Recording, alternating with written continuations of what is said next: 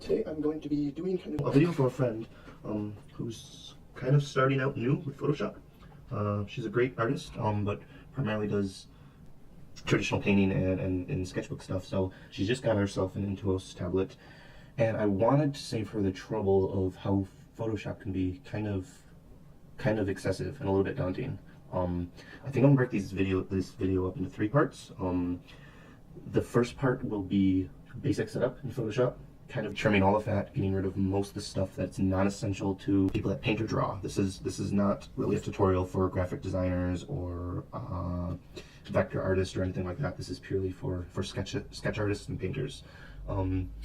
So the first video will basically be setup. Second video will be what I'll call maybe like essential tools, and the third video will be kind of my personal process and how I go about just kind of navigating Photoshop as I paint and bring something from start to finish.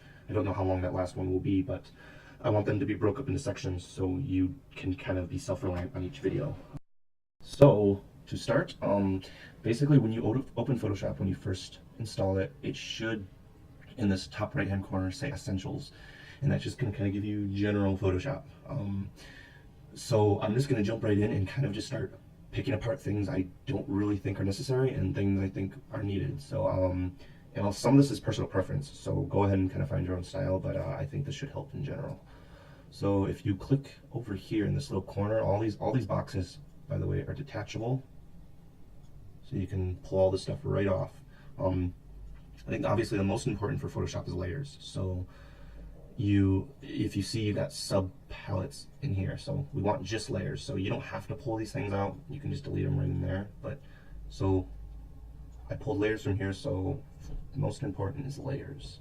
You can go, this is adjustments and styles. These are, what would you even use these for?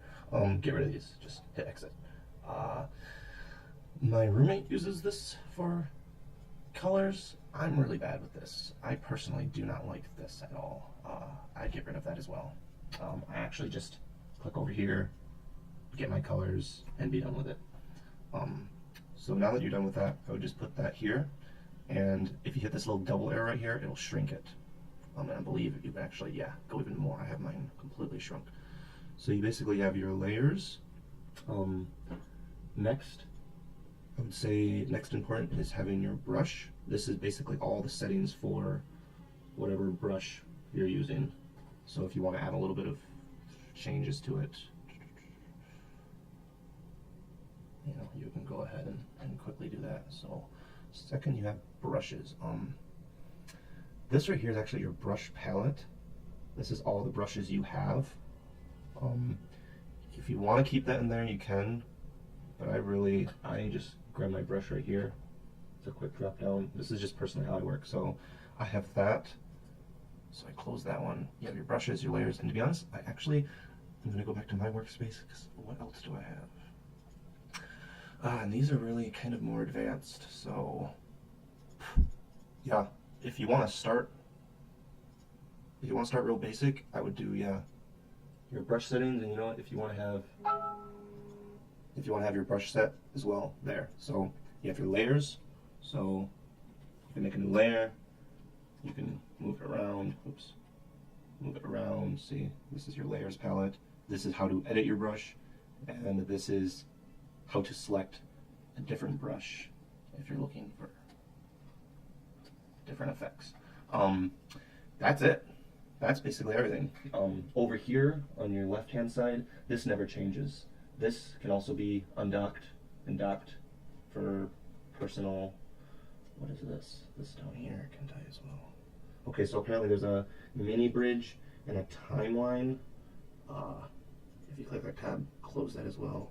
Close that as well. There, no, there's nothing down there. That's it. This is for a painter. You really don't need anything else. Now what's nice about this is once you have your whole setup, and you'll tweak it a little bit, you'll add things, you'll remove things, you'll adjust things to your own settings, but this is a good start. If you want an advanced color picker, Photoshop actually comes with, is it Cooler? Or which one is it? One I actually downloaded. I think it's this one. This is pretty cool. This is like, got a little bit more, I don't know, it's a little more savvy. You can set it to like complementary. So if you adjust one, the other one adjusts according. So you can stock that in there if you want that to be a color. That's again through Windows extensions, and then it's this little section right here. So when you've finished, when you've got your perfect setup, you can actually go to here and go new workspace and go Justin's work. Okay. Look at that. You can even save your shortcuts and your menu. I'm just gonna do both. So now, actually I have two. You got a Photoshop. Open it back up. Everything's exactly how we wanted it. All that had to load, so now when you open, you can paint, la la la. Everything's just how you want it. So yeah, that's part 1 of 3.